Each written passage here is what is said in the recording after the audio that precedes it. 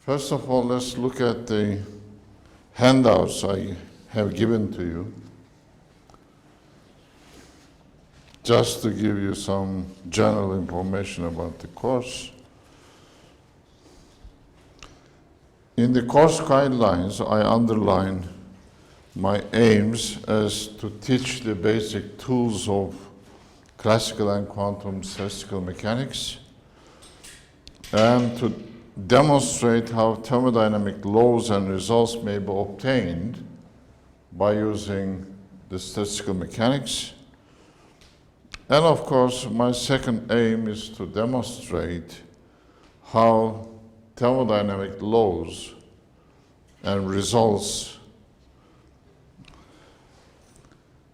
well, when you apply the statistical mechanics to a wide variety of physical branches, you will see automatically the range of statistical mechanics. I'm going to give you examples from condensed matter, astrophysics, and nuclear physics, and the related fields, okay? And of course, my last aim is to enable you to read the literature containing statistical mechanical ideas related to your own field of study. The textbook is Patria, second or third edition of the book is going to be used. I'm going to be concentrating on the third and latest, but you can use the second edition if you like. If you have that book, I think that's also a good reference. The other reference books are Huang, Statistical Mechanics, Rave, Fundamentals of Statistical and Thermal Physics, Landa and Lifshitz, Statistical Physics. These are all good books. It supplements our own textbook. And I think any graduate course should use more than one book. Syllabus, I intend to go along with Patria and do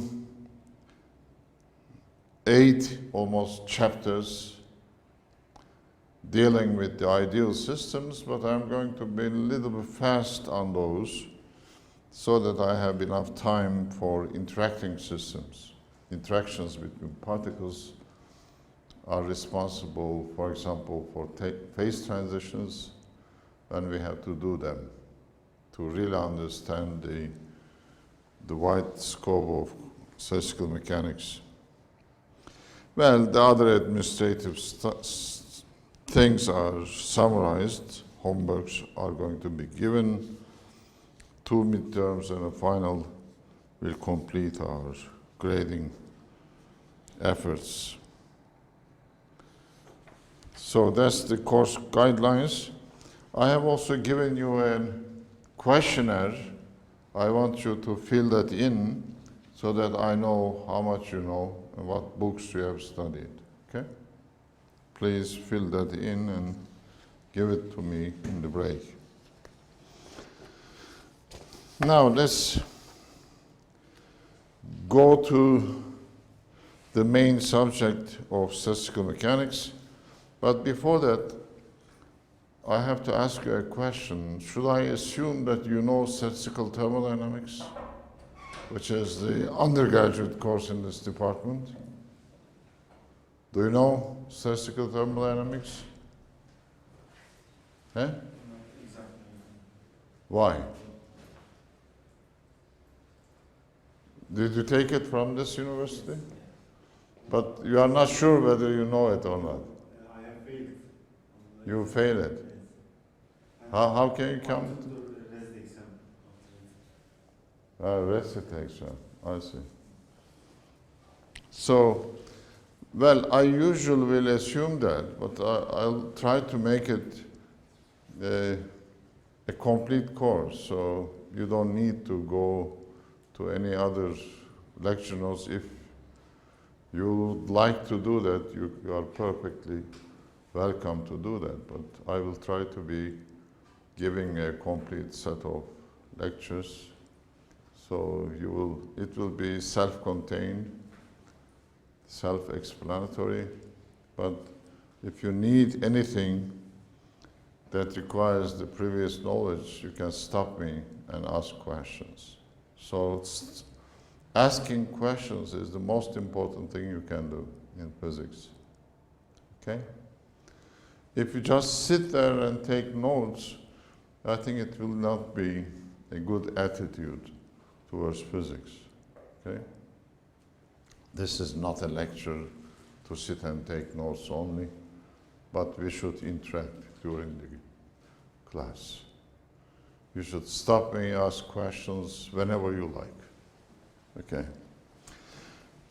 Now, I will start with the concept of macroscopic and microscopic states, variables that describe a system. You know, in statistical mechanics, we are dealing with a large system compared with those we study in quantum mechanics. Well, the number of particles in our system is about 10 to 23, of the order of 10 to 23. A gram of any material has that much, okay? And of course, when you take so many particles, you'll see immediately that more is different, as said by one of the famous physicists. More is different. So you can study single particle properties, but if you have so many particles, you are going to get something different.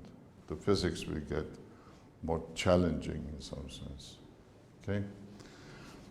Well, we usually look at these systems in thermodynamic limit,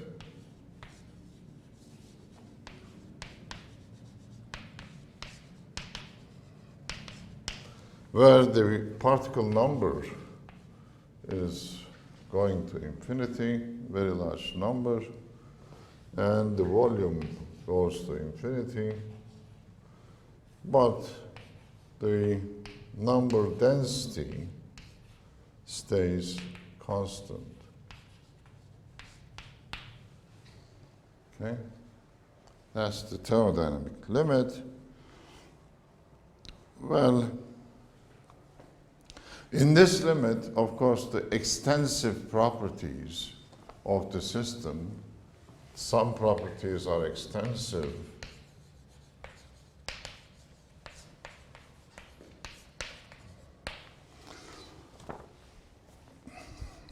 are directly proportional to the size of the system.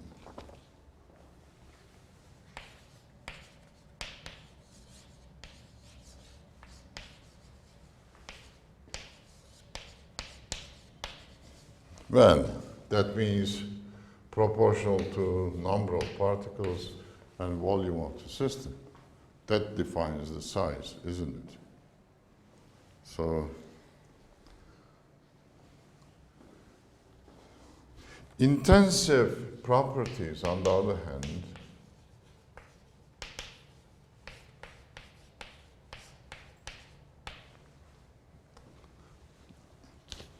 are independent of size.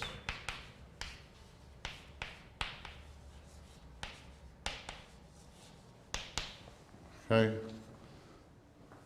Well, you can take it as a definition of extensive and intensive properties. If a property is depending on the size of the system, it is extensive. If it is independent of the size of the system, it is intensive. Okay?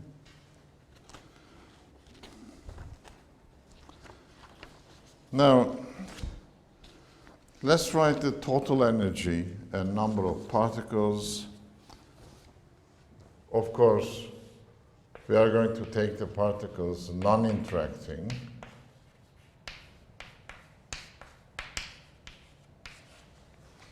up to chapter 9 or 10. Okay? Non-interacting particles. The systems are containing non-interacting particles are known as ideal systems.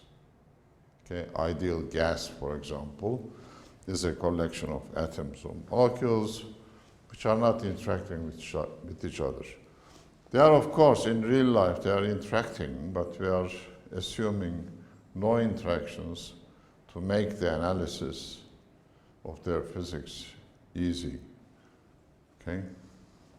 So it is a first approximation, if you like. If they are non-interacting, you can write the energy of the system as a sum over energies of independent particles, epsilon I in this case, and I is the number of particles having that specific energy. So that the total number of particles in the system is nothing but the sum over particles having different energies.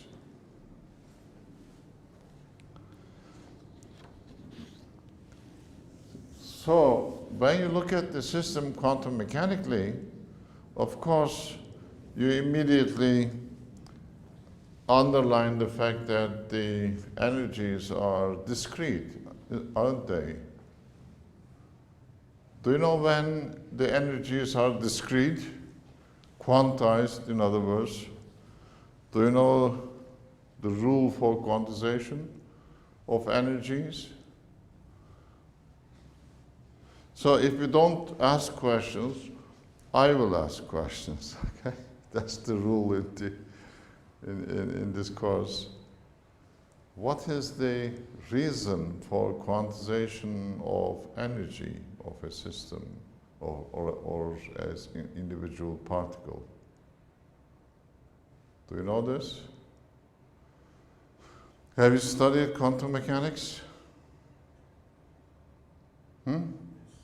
Of course, because you are graduate students. So what is the reason for quantization of energy? I usually ask questions and answer them myself. It is what? Confinement, isn't it? When you confine the particle to a small region of space, either by interactions between particles like the Coulomb interaction, isn't it? Like in atoms, molecules, the energy becomes quantized. In a hydrogen atom, the region of space is more or less having a radius of 1 Bohr radius, isn't it? 0.529 angstrom. Huh? So, if you confine the particles in a very small region of space, you quantize the energies. If you let the particle move in a large part of space, let it be a free particle, for example, you don't have quantization of energy, isn't it? You can take the energy to be a continuous variable. Okay? So confinement.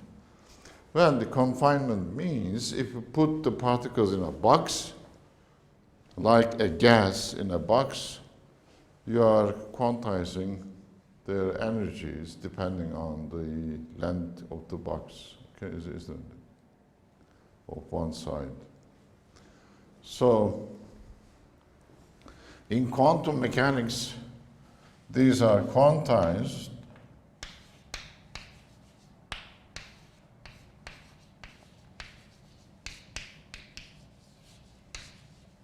so we can specify them if we know our system well. Well, it also means from this discussion very quickly that they depend on V, isn't it, the volume.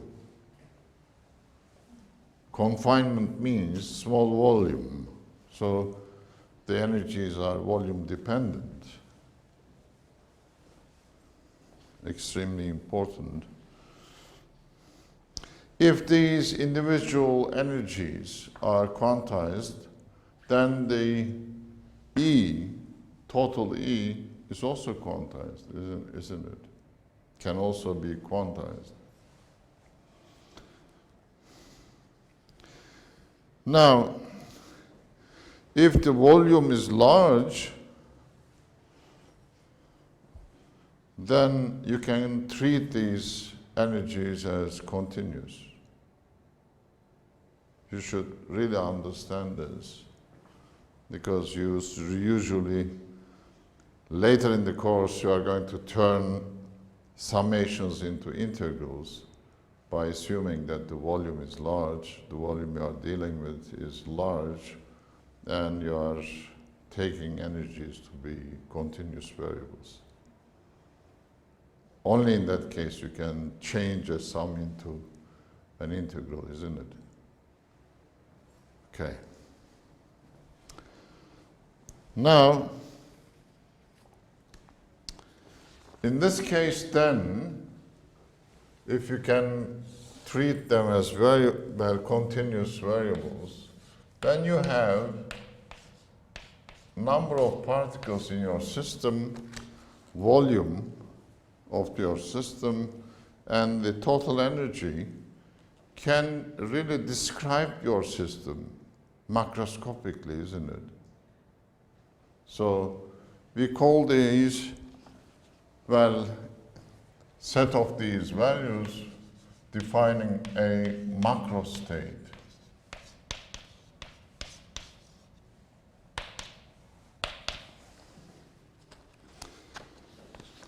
A macro state of a given system can be described in terms of number of particles, volume of the system, and energy, total energy of the system. Now, of course, any macro state is going to be having a lot of microstates in it. Okay? Because if you take a gas of atoms or molecules, particles, let's say, those particles will be in continual motion, isn't it? They are going to move all over the place. Within the box, they may have occasional collisions between themselves and the walls of the box. Huh?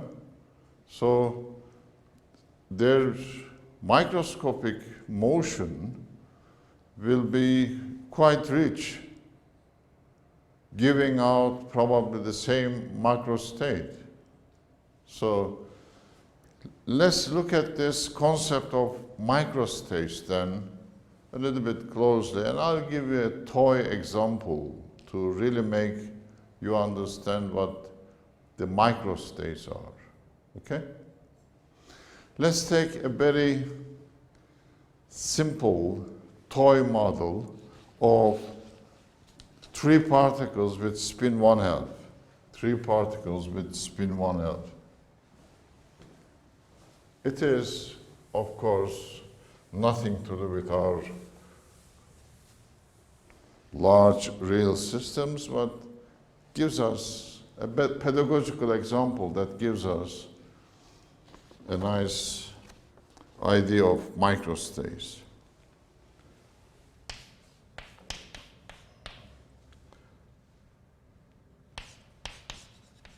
Three particles with spin 1/2. Let's take it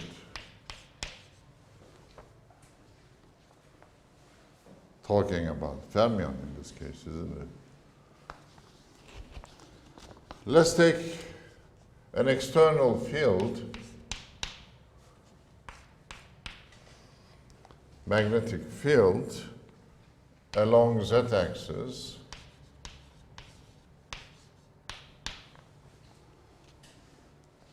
so you can immediately write the potential energy of a spin, a particle in this field.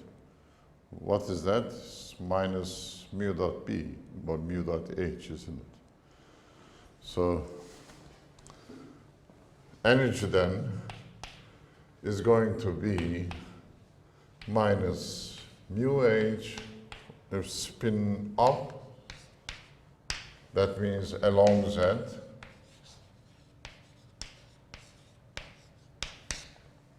or it is plus mu h when the spin is opposite to the field, isn't it? Mu dot b, a dot product, gives you plus mu h. So there are two states if it is down spin. Now let's consider this three spin system explicitly and decide on the energies, individual particles and total energy of the system.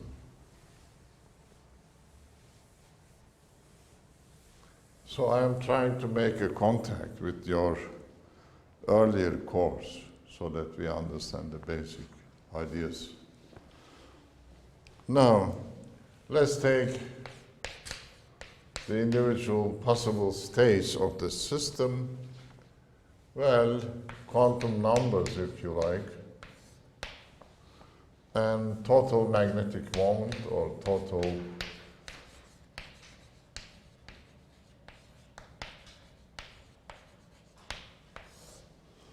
and the energy of the system.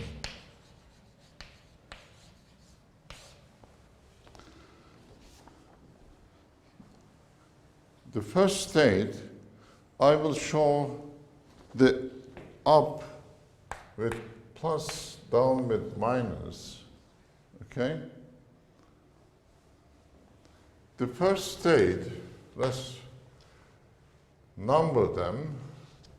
Well, all of them may be up.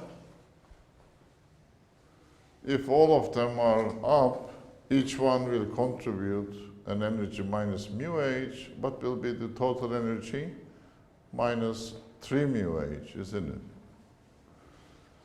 Well, total magnetic moment is 3 mu, and energy is minus 3 mu h.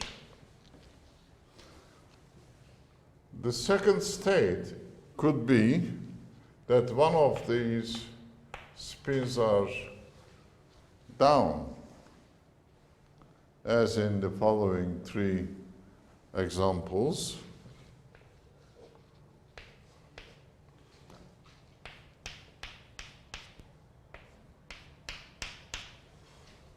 I told you it's a toy problem.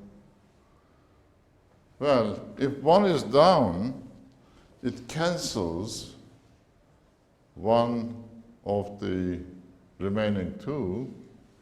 So for this tree, the total magnetic moment is mu, 2 up, 1 down. These two cancel, so total is mu. The energy becomes minus mu h, isn't it, for the tree. So that is the property of those states, three states. Let's look at the fifth one now. 2 may be down. If that is the case, we have 3 more states, 6, 7, up, down, down, down, up, down, down, down, up. For those 3, Now, mainly down, isn't it, the total state? So it is minus mu. The energy is going to be plus mu h for all three, isn't it? And the last state is going to be, all of them are down. These are the total possibilities. In this case, magnetic moment is minus 3 mu, and energy is plus 3 mu h. So I think that is all the possibilities, isn't it? Imagine doing this with 10 to the 23 particles. Impossible, isn't it? You cannot even write the possibilities. But it's a pedagogical example, so you can follow it. Now, let's consider the idea of accessible states. Have you heard about this before? Number of accessible states to your system. Well, let's imagine that we know the total energy of the system. Let's think about a system whose total energy is minus mu h. We know that. Let's assume we know that.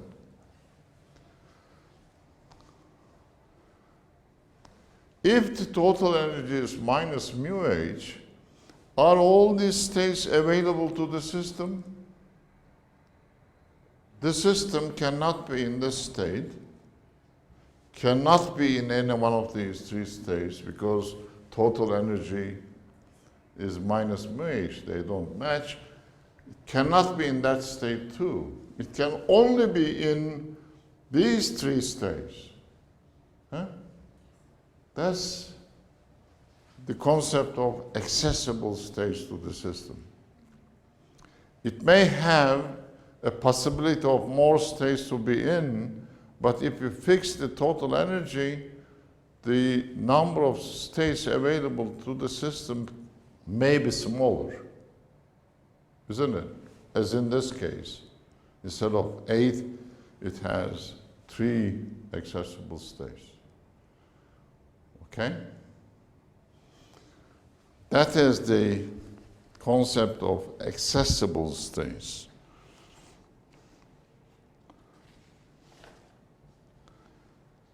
Okay. Of course, if you look at this previous example, how many microstates will be available for a system like this that can be described by total number of particles N, volume V, and energy E? It must be a huge number of microscopic states available to the system, isn't it? That's the idea of microscopic microstates.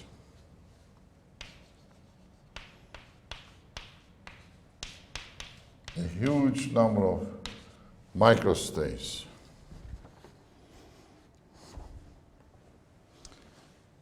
Well, that's a huge number.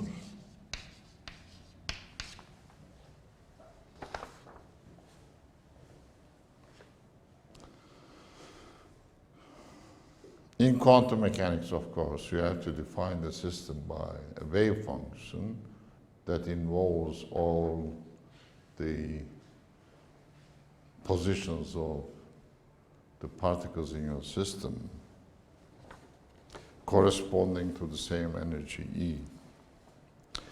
Now, you have learned in your undergraduate statistical thermodynamics course that we have 2 main postulates that we do make about these systems. Do you remember those postulates?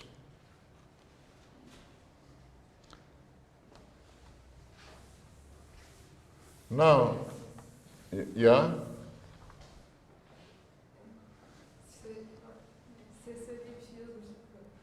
Türkçe'de ama şey.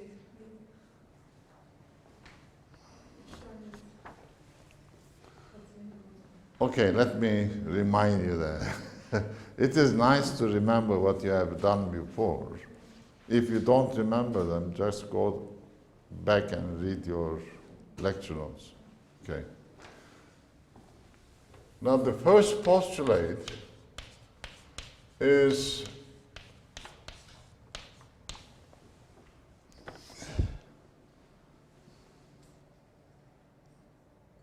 well, in here, if the total energy is minus mu h, the system can be in any one of these states with equal probability, isn't it?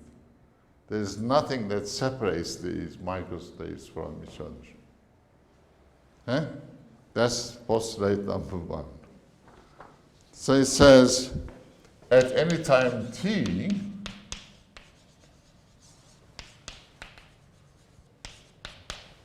so I'm reviewing, in some sense, your undergraduate course. The system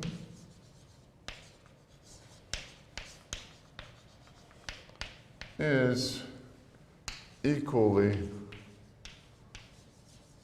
likely to be in any one of these microstates.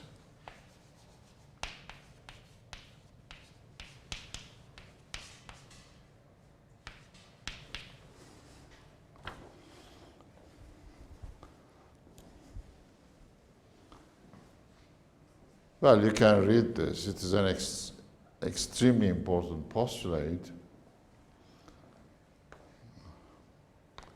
It is nice to understand with these simple model problems, but you have to read the philosophy behind it. Equal a priori probabilities. There is nothing that differentiates one microstate from another, and it is equally probable to find a system in any one of these microstates. This is extremely important. And let's call the number of these microstates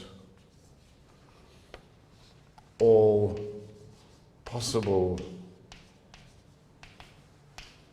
microstates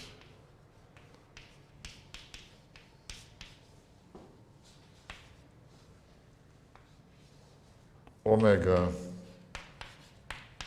which is going to be a function of that. Of course, if you change the number of particles, that number will change. If you change the volume and total energy, as you can see from this simple example, it will change. Now, this number is an extremely important quantity, and we can derive the whole thermodynamics from it. Okay, thermodynamic properties of the system from this innocent looking number. Okay? Extremely important to understand that. For example, the contact between statistics and thermodynamics is coming from that number. Do you know the contact with this number and entropy, for example? Huh?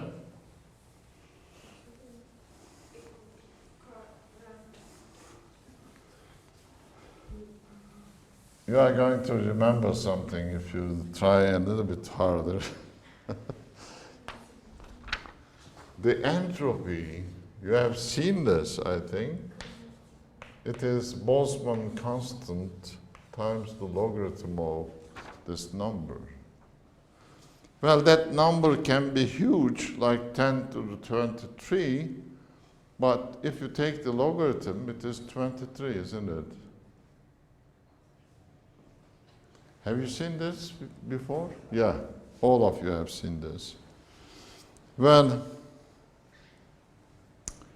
that brings us to, that is the contact with thermodynamics. If you know entropy, you can derive all the other thermodynamic quantities, of course. Now, the second postulate comes for the equilibrium of a system. What is the equilibrium state? Because equilibrium, well, the course has equilibrium statistical mechanics, the name of equilibrium statistical mechanics. We are not going to do non-equilibrium statistical mechanics, which is another course, of course. Huh? So in this course, we have to understand what equilibrium is. We are going to discuss that a little bit more. I know you know the concept, but we are going to discuss it. Well, postulate number 2,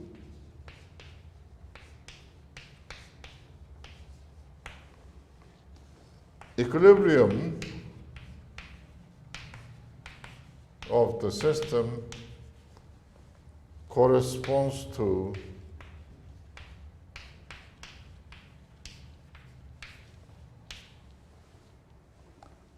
maximum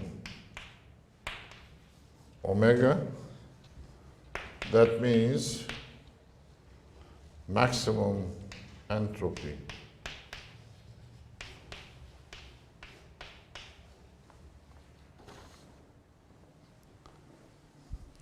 Of course, the entropy of a system is, in some sense, the measure of disorder in the system.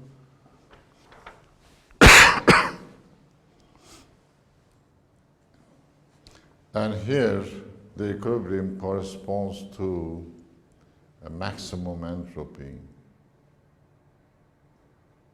Probably you had some simple examples for understanding this postulate. For example, a loaded dice is a nice example to think about possible microstates of a loaded dice. If it is loaded, that is, if the dice is in the hands of an not so honest person, he can throw it and get a 6 each time he throws it. It is a loaded dice, isn't it? So the outcome is only one state. But if the dice is an honest dice, you have 6 possibilities for each throw, isn't it? So, in what case disorder is maximum? 6 faces coming with equal probability, of course. Because in the other case, there is no disorder at all. Each throw gives you the same state, perfect order in some sense, isn't it?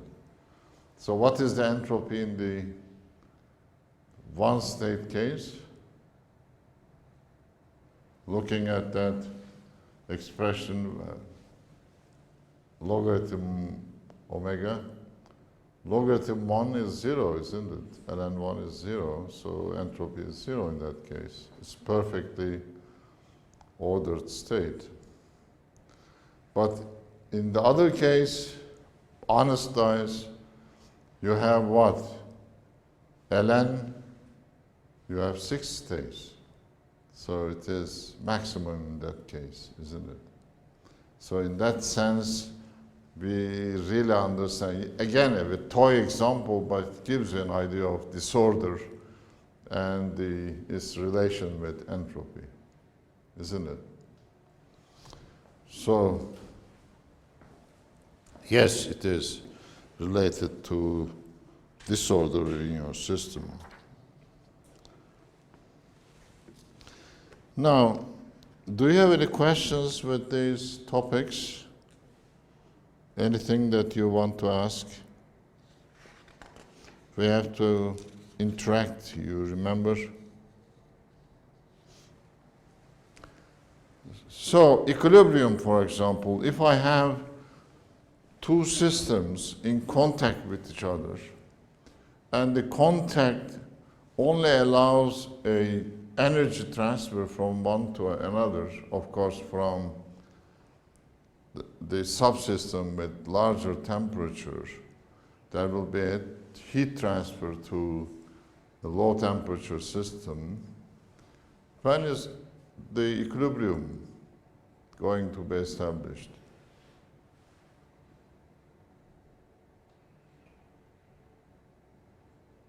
Come on. The heat transfer will continue till the temperatures are equal, isn't it?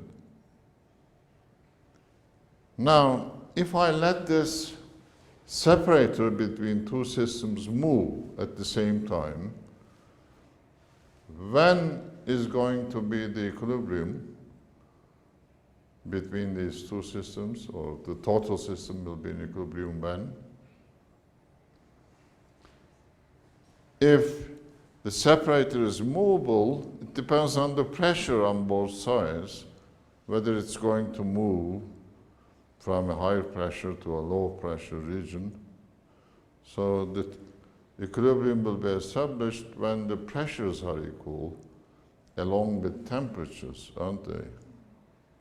Now, if I make the separator to allow the particle exchange between two systems, particle exchange, so transfer of particles from one to another, when are we going to have the equilibrium?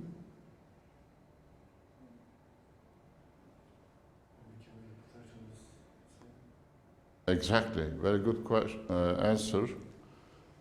When the chemical potentials between two systems are equal, the chemical potentials of two systems are equal. So if there is a gradient in temperature, of course there will be heat flow from high temperature region to a low temperature region or system.